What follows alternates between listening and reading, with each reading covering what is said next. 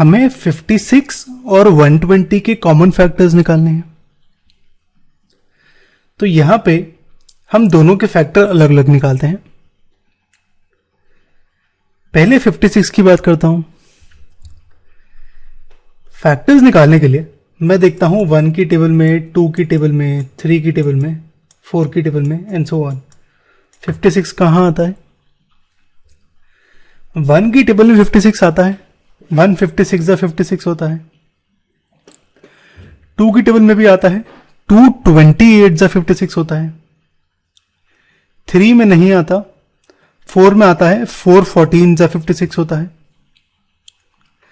5 में नहीं आता, 5 की टेबल में। 6 की टेबल में नहीं आता। 7 की टेबल में आता है। 7 8 जा 56 होता है। और 8 की टेबल में भी आता है। 8 7 जा 56 होता है। अब यहां पे 7 और 8 पहले भी आ चुके हैं, तो मैं यहीं पे रुक जाता हूं। तो मेरे फैक्टर्स होंगे ये सारे नंबर्स 1 2 4 7 और ये 8 14 28 56।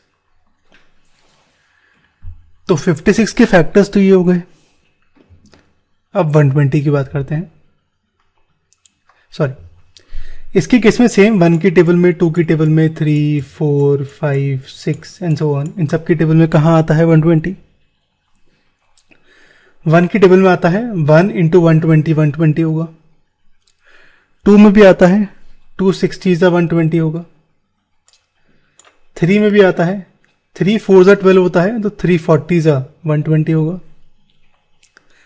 ऐसे ही 4 3 जा 12 होता है, तो 4 30 जा 120 होगा। 5 की टेबल में भी आता है 5 24 जा 120 होगा।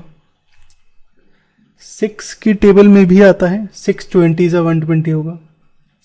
7 में नहीं आता। 8 में आता है 8 15 जा 120 होगा। 9 की टेबल में नहीं आता। 10 की टेबल में आता है 10 12 जा 120। 11 की टेबल में नहीं आता, लेकिन 12 की टेबल में आता है 12 10 जा 120। अब 10 और 12 पहले भी आ चुके हैं, तो यहीं पे रुक जाते हैं हम। तो मेरे फैक्टर्स होंगे ये सारे नंबर 1 2 3 4 5 6 8 10 और 12 15 20 24 30 40 60 120।